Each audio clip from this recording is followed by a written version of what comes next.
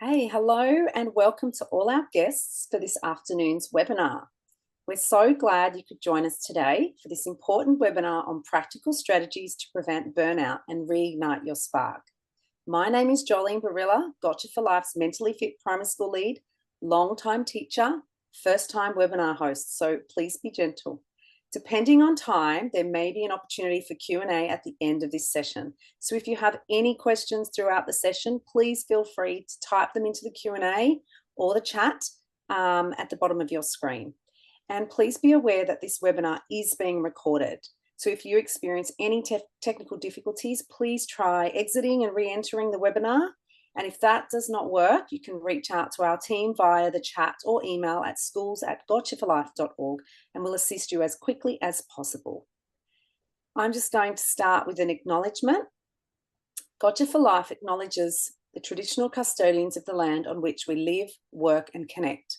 We honour the strength and resilience of First Nations peoples and their profound practices in community care and healing. I'm thrilled to introduce our host for today, who is Ari Guha. Ari is a values-led leader with over 20 years of experience in senior educational roles in Australia and the UK. Now at Ben Delta, Australia's most awarded leadership consultancy, he helps grow leaders, teams, and organisations.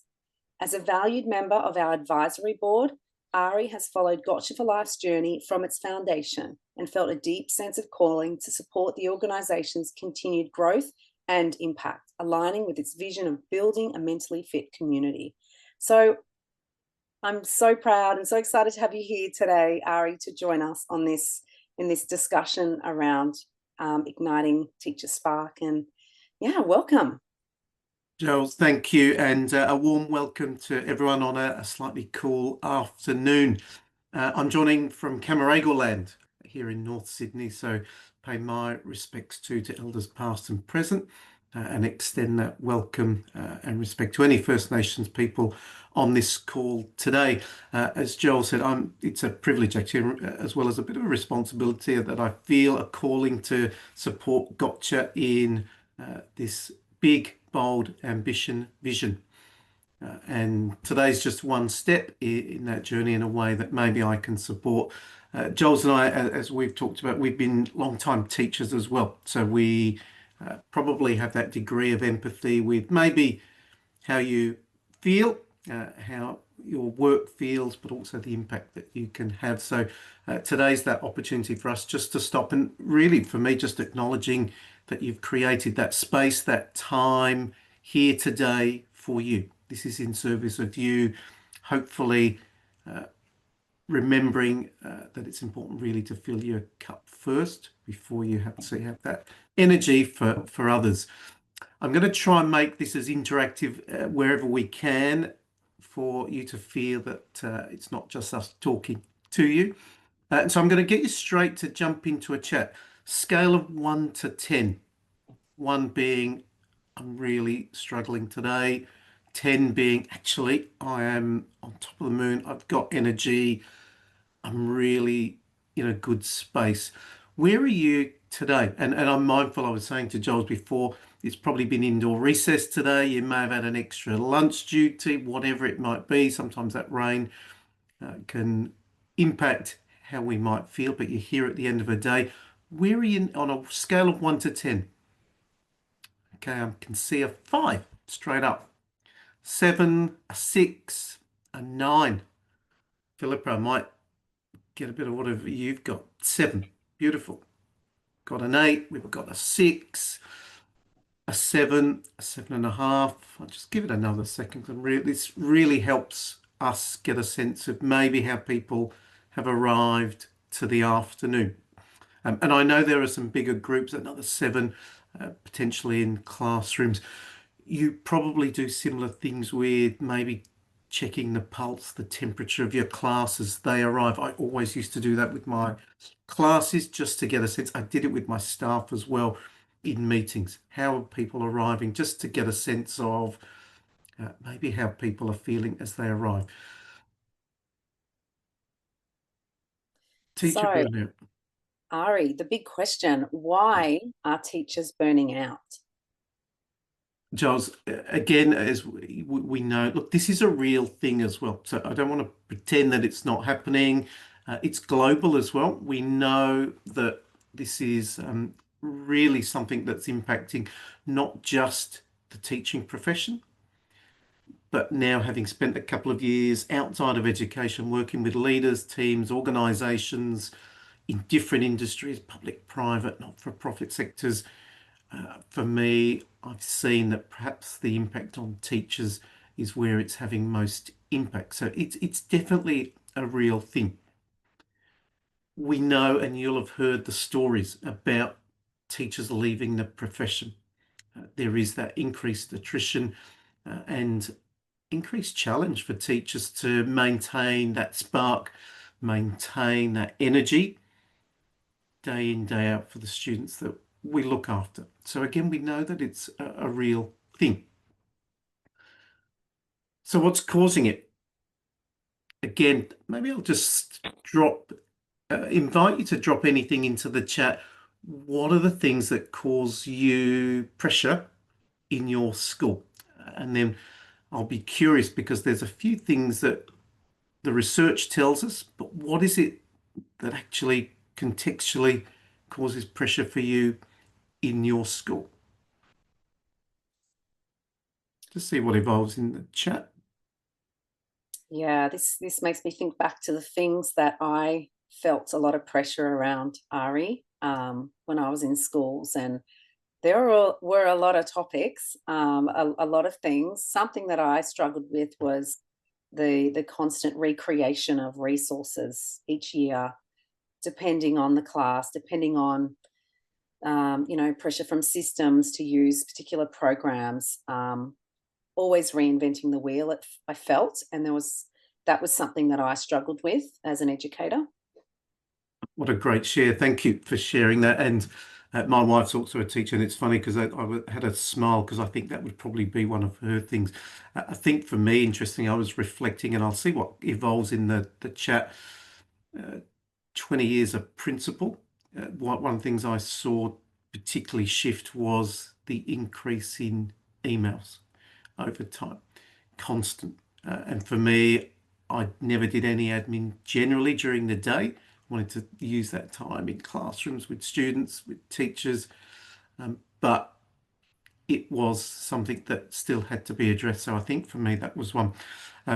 Thank you. I'm just seeing something in the chat. Classes are so big and I can feel ineffectual. I can't get around to enough students to give timely and effective feedback. And that's a year one teacher as well. Can relate to that.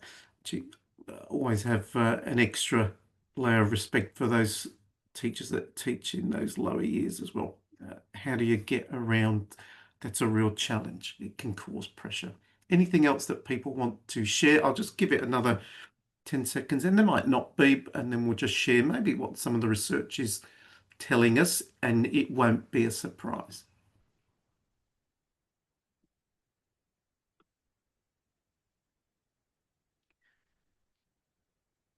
So these are probably, say, some of the most overarching causes of pressure. A couple more things coming in the chat. So I'll just read those first because they have. So yeah, budgets being cut. Often that language around having to do more with less in schools is a real thing. Where there's not clear and transparent communication in whatever content, probably not dissimilar to what Joel's talked about, rewriting programs, competing agendas, and the complex needs of students, including mental health. And again, as a primary principal, I saw that creep further and further down into our primary school. Maybe in years gone by, it was seen as something that maybe secondary schools only had to manage, but we know that that's not the case. Deadlines. It's part of what schools are, I guess, are a little bit about, but when you overlay that with unrealistic workloads, maybe that lack of boundary between what's home, what's school, those challenges around the daily interruptions, change. It happens in schools, it happens in actually in every industry, but perhaps it might feel a little bit more, I guess, consistent in schools. That lack of resources, we've just heard that, having to do more with less. And the one which I really struggled with was having a mind that wouldn't switch off. So even when I turned my laptop off and closed all the tabs down, the tabs in my mind would still be going, and I really struggled with that.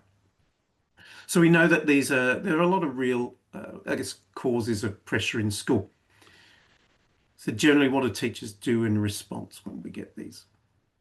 So if we think about those challenges, the causes, teachers generally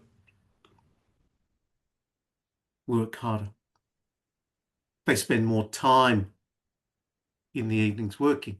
They keep saying yes. It's a little bit of that nature of service, which is part of, I guess, education in some ways. There's that blurred boundary between what's at work and what's at home. We keep working in the evenings. There are sacrifices maybe to our personal life, and that was certainly something which I wrestled with often. And sometimes we think that the only time that we can take to recharge for ourselves is in those longer breaks. So these Yeah. are often some of the common responses that we know that teachers put into place when the pressure comes through. Just going to take a little bit of time just to quickly delineate between what's pressure, what's stress, because sometimes that language can be a little bit blurry as well and grey. So if we think about pressure being external and stress being internal, so pressure is that often those demands placed on us, it might be in the form of workload and deadlines. But I also want to caveat that sometimes a little bit of pressure can actually help sharpen that focus. It can be a good thing. So all pressure isn't bad and all stress isn't bad. But generally pressure in a school context comes to us from an external perspective versus stress, which generally is more internally driven. How do I respond emotionally, physically to that external pressure? What does my mind do? How do I respond physically and emotionally? And again, we know that over a period of time, when that pressure builds up, that's where we can feel that we're at a point where we can't manage. And that's where stress can and has been overwhelming for many, and sometimes particularly for teachers. So there's just a bit of language around pressure versus stress, which I think is important as we move through this conversation.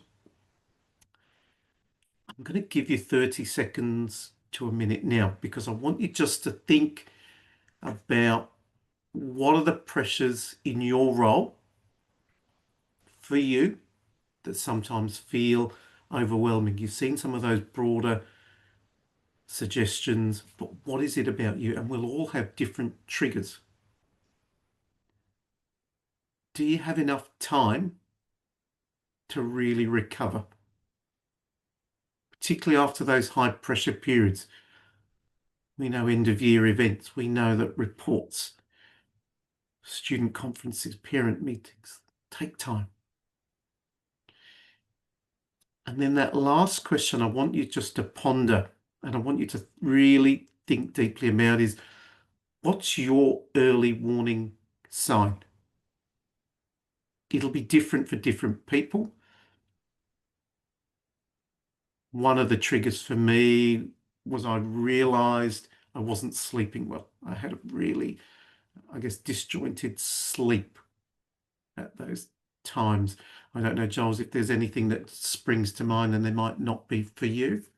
Yeah, many things, Ari. Something that I often felt was Sunday anxiety. So every Sunday, usually after maybe 3 o'clock, I would start to feel really anxious about the upcoming day, the work day, and I would find I would need to spend a couple of hours really planning and prepping out what my week looked like, looking over my lesson plans and just getting my head around it. I would try not to go out in the afternoon on Sundays. Yeah, it was just a bit of I suppose, a bit of a process that I'd needed to do. And if I didn't, then my Monday, that's when I would feel the pressure, I suppose, because I would feel unprepared. I would feel, and any teacher knows those moments when you're in the class and you maybe haven't done as much prep, or there was a meeting beforehand and you're about to teach your little year one students. And if you are not on your game, that lesson is not successful. So, um, yeah, those questions. Also, I like that point around having enough time to recover, because that's one thing that in a school environment you never have enough time to recover. You run from one thing to the next, and the more responsibility you have, and when you're in coordinating or leading key learning areas, just throws that extra spanner in the work. You may be on the casual phone as well. So then you can't do the things you need to do because you're calling casuals the morning of. So though there are so many of those situations that don't allow us to have enough time to recover, and we are just hitting the ground running, from, week 1 to week 10, and then we breathe in the holidays and take a bit of time, but we're still thinking around work. And yeah, it's really tough. Well, this is bringing up some post-traumatic stress, I can but Ari, the question, I suppose, is, what do mentally fit teachers do differently, or what do the mentally fit do differently? How can we do something different to try and shift this a little bit? I love that question and the prompt, and particularly in the work I do now with schools and school leaders as well as in organisations. For me, a big shift is, how do we move to action? So it's that knowing, doing gap. I know this isn't good for me. I know I need to do something different. And I love this language, from insight to action, because insight without action, just a nice conversation this afternoon, right? We just have a nice chat. We won't do anything, but we really want to encourage and give you some guidance on what that could look like. And particularly from a mental fitness lens, those mentally fit primary schools that many of you are part of, you will know that mental fitness being at the core needs a whole, I guess, village around you. And it's those human connections. Who are those people that keep you energized? How do you feel comfortable feeling uncomfortable? Really being comfortable with those emotions that are good, bad, indifferent, but also knowing, actually, when I'm struggling, when I'm feeling a bit of pressure, I've got people I can use for support. They're there for me. And thinking about this, you, particularly teachers, will do this for your kids. You'll help them and enable their mental fitness. I guess the question we want to put back to you is just checking in that you're doing it for yourself as well, or who's helping you. And I wanted to share just a little bit of research out of New Zealand from a guy called Nick Petrie, who I've had the pleasure of meeting a couple of times. You could look him up. Does some really impressive work around how do high performers manage this sense of burnout in a way that really has impact. And Nick's done this research over a period of time with, goodness, over 1,000 plus leaders, school leaders, people in emergency services, doctors, uh, you know, paramedics. He was often talks about, but people in high pressure jobs. And part of the research was looking at how did they maintain this sense of a low burnout risk, as well as performing well. Lots to be learned from outside of education as well. Whilst this covers a lot of educators, it leans into experiences of people outside, and that's been probably one of my biggest learnings in the last 2 years, stepping out of schools full time for the moment. And so I thought we'd just share these and hopefully prompt some conversations, some thoughts for you. And it's Joel said, we'll hopefully have a bit of Q&A time a bit later anyway. And this first one was one that, again, I struggled with. I struggled with leading schools. And it was this notion that these people who have real low burnout risk, at the end of the day, they were comfortable if they didn't get to their bottom of their to-do list. Now, I know there's a different layer and sometimes complexities with the work we do in schools and for teachers. So I'm not saying everything is translatable, transferable, but I want you just to think about what would that look like if you didn't get everything done and you didn't stay till late and you didn't work till late. What might happen? Certainly in over, say, a long time leading schools, I saw more and more younger teachers really living this. It didn't mean that they were any less in terms of their teaching capability. They weren't falling, but they were comfortable not getting everything done, maybe going home when they want to go home and picking things up. So it's something, again, maybe some things won't resonate, some will. This isn't going to be about changing 25 things just because of this conversation that Giles and I are having with you, but looking at what's that one thing that maybe I can change. The other thing, which again I think is harder in schools, but I wanted to share it anyway. These people created time for what Nick would often talk about, deep work. So almost that uninterrupted thinking time. Maybe it's that planning time that you might have with your team. Maybe it's those professional learning days at the start, end of term, where you just have a block of time. The challenge is how that might feel, look like day in, day out. Maybe it's not possible.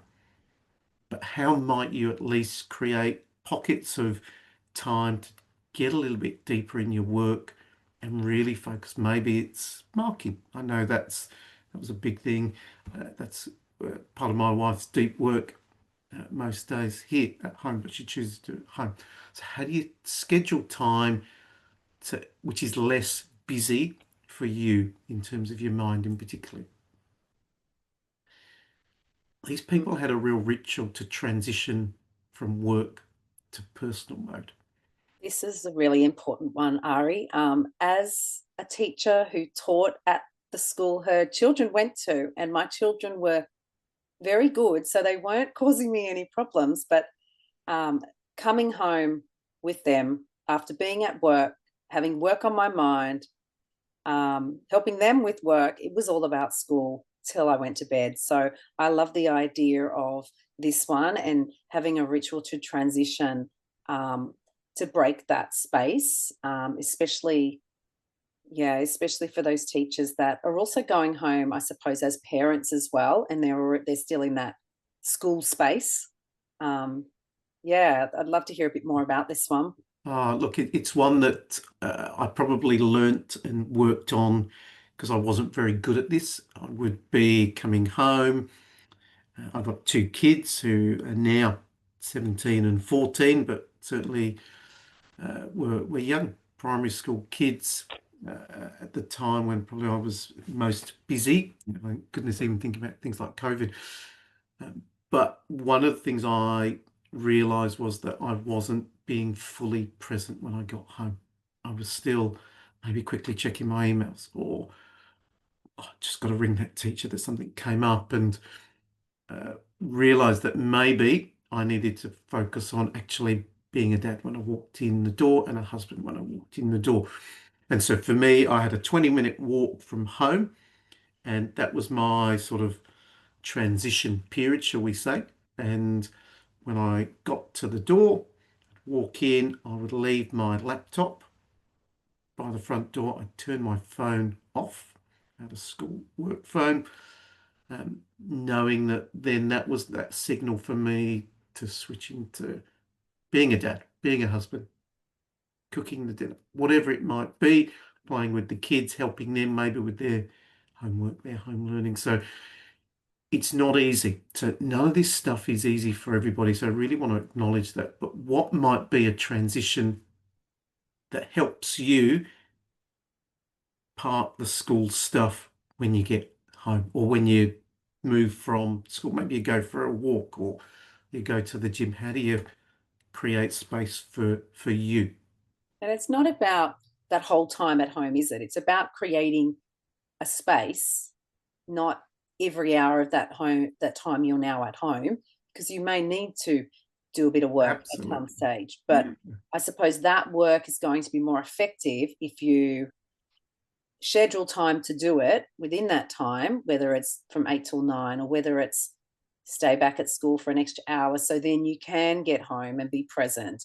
Um, because things do pop up. There's always things that are going to interfere. But yeah, I suppose it's about just trying to bring some routine that break that cycle and allow you to focus back on yourself. Is that how you found? Is that what you absolutely, found helpful? absolutely. And this took me a while, but I got into a good rhythm. Um, again, Nick talks about this notion of pulsing between different modes. Easier in different industries, maybe a little bit harder in school, but I want you to think about maybe be creative.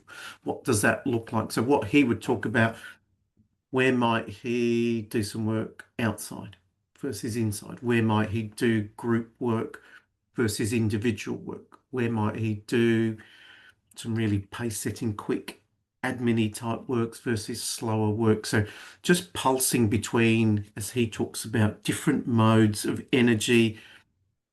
Particularly, I know there are times I just enjoy and need to just work on my own to get stuff done. But I'm also really social. So I love working in that collaborative space as well. So just by pulsing between modes rather than just one way. And look, with schools, we know no 2 days are ever the same. So maybe there's something that just happens organically in schools that means that you do pulse in different modes. But for other industries, that's something people have to work harder for.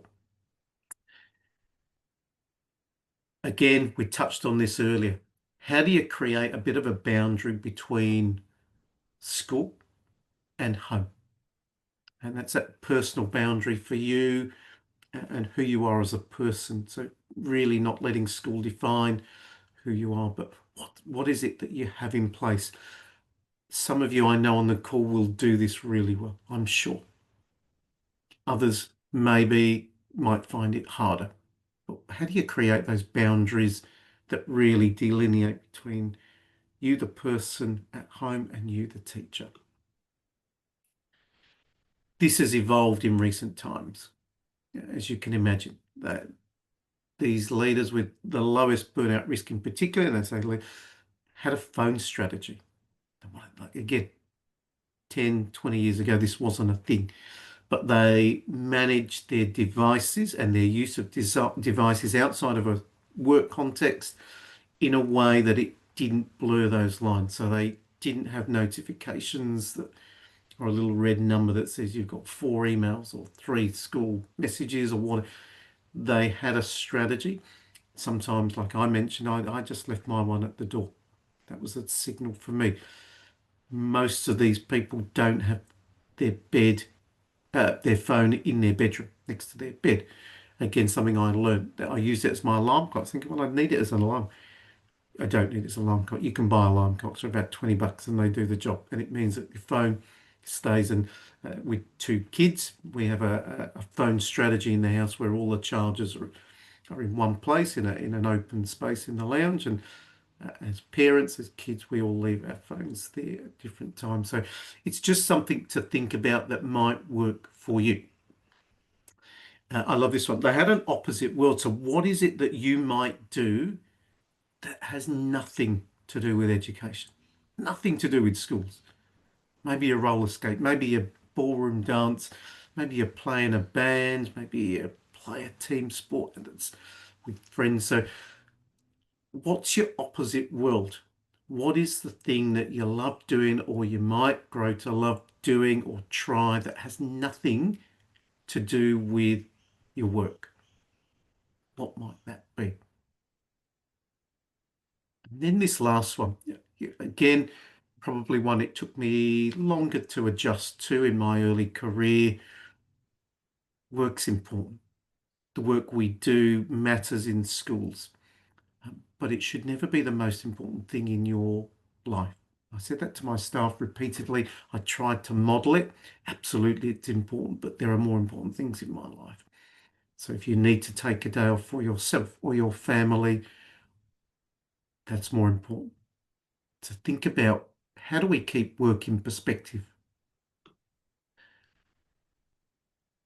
I've shared a few strategies. I'm really mindful we've got some experience and wisdom on this call, on this webinar, that really, I'd love to almost sort of crowdsource, group think these ideas of maybe what other habits you have. Jules and I have shared maybe some examples, but what is it that you have, or in terms of Australia, or something that you do that actually sustains your energy? Is there something you can drop in the chat that will maybe help me, maybe help Jules, maybe help other teachers here on this call? So I'll just give it a bit of time just to see if anything materializes in the chat for us. Yeah, Ari, something that I learned to do later in my career as a teacher was scheduling emails. That was something that really helped me sort of manage that workload and stopped me ruminating about a situation. So if I had to reply to a parent, I would make sure I wasn't doing it right then and there. I would write the email and then schedule it for 2 days or whatever the rule was around replying to parents. Then I felt good. It was done. I didn't have that anxiety about worrying about their reply, but I also knew that job was done, and then I could move on and shut that one off. So that was something that helped me. I mean, habits to share, to help sustain energy. Something that always helped me with my energy levels were having staff social opportunities. That was something that I really enjoyed. I know that's not shutting off from school, but that just helped being able to connect with some of those people. You're so busy in your day, and you lose sight of the fact that, you know what, work isn't everything. So those social opportunities gives you that chance to really, well, it gave me that chance to get to know my staff in a bit of a different way. You know, everyone loves seeing the principal with a glass of wine or champagne in their hand. Um, and it just, just lifted the mood a bit. So that was a nice way to see the humanness in everyone as well that you work with. Yeah. Love that, love that. And that was definitely important to me. I think another, and I was reflecting as well, thinking about this question, actually just time with the kids. So particularly as a principal, for me, it would be easy to just get caught up in the admin. I color coded my diary so that any time I was teaching or playground duties or time with kids, whatever, I needed to see it a week that I had enough. It was green, green on my calendar, my diary for the week, because that's why we do what we do, right? That always gave me joy, always brought a smile to my face, and meant that I felt really connected always with probably the most important people in those schools with staff, those students. So just that notion of how you spend your energy, where do you spend it, was really important. We've shared some ideas, and that's all they are. They're ideas that we think may help you build that resilience, that fitness about you. We do a lot of work for our students, of course, but this is about you. A challenge, and you can accept it if you're interested.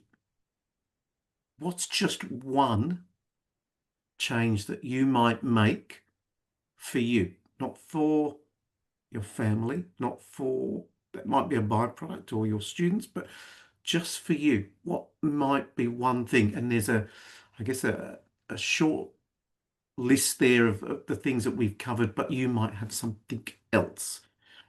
And so I guess it's that provocation, challenge, opportunity, maybe, to put yourself first. And so really think about, yeah, what might be a strategy that just might make a difference. And sometimes it's the micro shifts, the micro habits we change that can have almost that macro impact in how we are. You'd be familiar with the mental fitness gym. I'll leave the QR code up there for a second because it's something I use. Actually, I got my 1 year user notification just last week. A really easy app to navigate around. It's that opportunity to almost have that resource coach in a pocket type approach. So really wanting to share with you here from that lens of it might again just be something that serves as an opportunity, a tool to support your fitness. Mental fitness, as we know, just as important as that physical fitness. Just in closing, I just really wanted to come back to you. And we know that, again, this is the research from Deloitte that talks about well-being across industries, across organizations. But when we feel well, we work well. And so actually prioritizing well-being isn't selfish. It's not a nice to have. It's actually a necessity to maintain you and your performance and how you are. So encourage you just by being here is a really significant step. It means that you're curious. Maybe you're doing some great things as well and you want to get better. And in that spirit of wanting to be better tomorrow than you are today, maybe there's one thing that you might take away in service of that. I'm actually going to stop sharing, which gives you an opportunity maybe to see us on a bigger screen as opposed to a smaller square. Giles, we've got some time for some questions. I know we've got Yeah. Georgia, one of the Gotcha team here as well. So if Yeah. you've got any questions that we might be able to, I guess, sort of answer, spark a conversation, we'd love to see what evolves in the chat. Yeah, thanks, Ari. I mean, you really highlighted some great strategies and takeaways for us to, just to put in the back of our mind, just to put a bit of action forward, I suppose, on, what I could do differently or what I could work towards doing differently. And I really like that notion you presented around stress versus pressure. Because I know in my time teaching, the pressure was sometimes what was really motivating me, especially if it was at a big event or, an awards assembly, and it's that pressure and adrenaline that gets you going. But knowing the difference between that is really important in teachers, I suppose, being able to recognize when they may need to reach out for a little bit more support when they are struggling, which is really important. Knowing that they're not alone in that village, in that school village, and that if that pressure is becoming stress and it's becoming something that's stopping them from doing their day-to-day work, then to reach out, to take that day, to go and speak to their lead teacher or vice principal, and let them know what's going on, because there are a lot of supports in schools.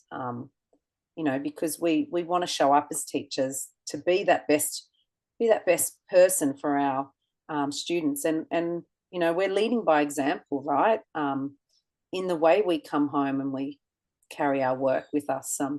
Sometimes as a teacher, my children kept me in check, and my husband kept me in check and said, do you need to be doing that now? Or why are you doing schoolwork again? Or mummy, you're doing schoolwork. So, that to me was a bit of a moment where I then had to say, okay, what am I going to put in place to try and break that cycle, which it is for a lot of teachers. It's a bit of a cycle and it's a habit. So I'm just having a bit of a look at some of the messages in the webinar. Yeah, great. We've got a Yeah. couple in there. Let me jump in. I love that one, Ari. There's one here that says, what is one bit of advice you would give your younger self when you were a less experienced teacher when it comes to managing stress? Oh, that's a great one. Thanks, Belinda. For me, it's probably two-pronged in my response. Firstly, it's actually okay to feel a bit of stress. So probably I would probably try and deflect that, and probably connected to that, who's that support network when you're in those moments. Again, I think I was a relatively young principal in the UK actually, and I think for me, I tried never to lean on others from the lens of not wanting to show any sense of vulnerability, weakness, where actually I think it would have been a superpower to have lent in and used support, leverage experience from others. So for me, I would have lent in for support at those times of stress rather than thinking I've got to go it alone or it's all on me. I love that there's a few questions coming in, so we might jump to that next one.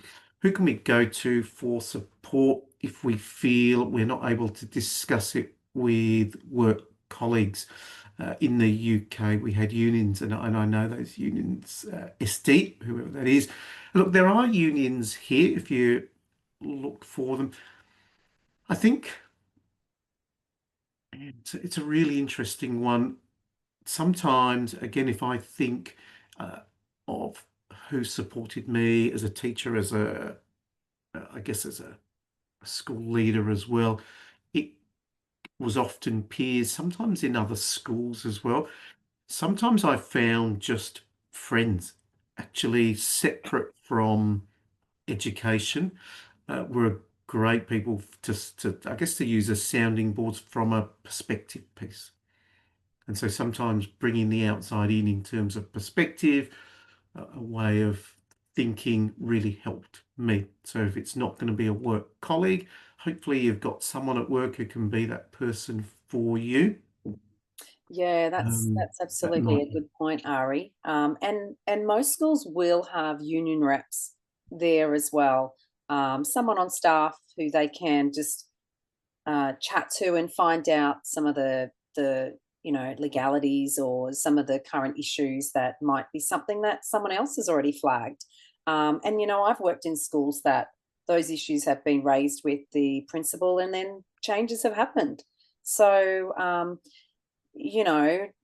just it may be something that they're unaware of. So it's really important to find that trusted person that you can speak to about those situations. And there's another one here around those work to home rituals. So what ideas do you have, Ari, that you've heard of or done yourself? I've heard a couple of times around these rituals, and I just find the minute I get home, the ritual idea has disappeared because something else is in front of me that I need to attack. So what yeah. you said you put your phone down. Have you heard It's of a, some other ones? yeah, look, it's a great question for me. As I said, I had about a 20-minute walk home. And so that was my Adam Fraser, who some of you might know his work, talks about this third space between maybe where you work and when you get home.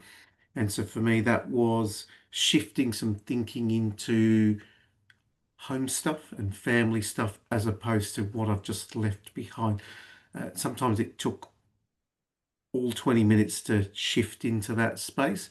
Others I might be thinking, right, I've got to get the girls to netball training, or we're going to go out for a bike ride, or we're going to go out for dinner. But really trying to be intentional about shifting that mindset. Again, for me, physically, I left my school bag at the door. I left my work phone right near the door. So there was that actual visual action of doing something, leaving something at the door that was school related. Separate, I've worked with a leader in a different industry, and we were talking about something like this, and he's got younger kids actually, and he's got this might be something very different, but he's got a Superman cape as he goes through the door. It's his way of you know, practically he puts his cape on. The kids think it's hilarious, but in his mind, I'm now a dad. Maybe Love you've got to that. be a bit of a superhero to be a, you know, man, he's got three very young kids, but everyone will have something slightly different. But think, however it takes you to get from the school gate to your front door, how might you do something that shifts your mindset, shifts your thinking to anything other than school? Yeah, I love that. I Yeah, really love that. And it's such good modeling to our own children, isn't it? Um, to be able to do that, to shift whatever else is going on and just purely be in that space with them at that moment. yeah. Yeah, I love Did that. It's a good transition. Yeah. And Natasha's just put something in the Yeah, chat. So one Natasha, more. thank you. I love that sharing. She said she's maybe a bit of it, but used to have a simple transition before walking in the door, just parking the car, sitting for 5 minutes, simple meditation. There's an app on her phone, helped her leave work behind and arrive home more present. Love that. I had one of my teachers did that in the morning when she arrived. I'd see her sitting in the car, and the first couple of times, first, are you okay? And she had one to start the day, which I Just love. psyching herself up for the day. Yeah. Uh, I love there's that. another one. Katie, thanks for putting in. What do you think is the best way to approach a line manager or principal if I might be struggling with workload? And really appreciate that vulnerability here to share that without. So again, I don't know who your line manager is or principal, but I would, and I had teachers share this at multiple occasions. I just think that openness and honesty is better for everyone. And I would be incredibly disappointed if you didn't get some sense of support in whatever format if you're sharing that maybe things are a little bit busy for you at the moment with workload. So I think, you know, create the time. It's not a 5 minute conversation in the staff room where there's others or in the corridor. Just make a time, make 20 minutes, whatever it might take, just to create some space. So it's important that I guess the line manager, the principal, also has the time. And then I guess from there, with most things, it's then whether it's a co-creation or a principal or a manager suggesting what are the actions out of it? How are we going to help you? And again, often I would look at these sorts of things from a longer term lens, so not a quick fix problem solve. You know, I'll do your lunch duties tomorrow or whatever it might be. That's a quick fix. To get to the root cause solution needs us to look longer term. So, okay, how do we avoid this coming back again and again and again for you? So, really great question, Katie. I'm curious now how that might go for you, but my absolute recommendation is to have the conversation as quickly as possible. Thanks, Ari. Unfortunately, we are running out of time here, but I just really want to acknowledge the discussion we've had today, a really important discussion.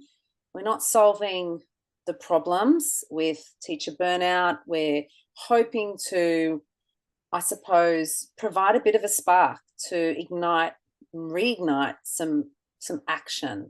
Put that thought um, in our minds to what I can do to take some action to move forward a little bit more, and remember to what I'm in this for. So you've taken us through some of the research, you've provided us with some really great strategies, some food for thought, and I just want to thank you for you know your generosity of time today and your expertise, and thank all the staff and teachers who joined us today for this webinar. Um, and hopefully we can have another one in the near future where we can continue to explore some of these important topics that teachers are experiencing. So thank you, Ari. Oh, thanks, Joe. This has just, yeah, been a joy, a real joy to be part of the conversation with you as well. And if it helps just one person, then it's been in service. So thank you. And I hope everyone has a great afternoon. Really, again, just acknowledge that commitment to be here after school, engaged. And so I hope there's something, just one bit of gold for you at least, that you can hopefully be a more, I guess, sort of able, competent, well sort of rounded teacher tomorrow than you are today. Amazing. Thanks, Ari. Thanks, everyone. Thanks for joining.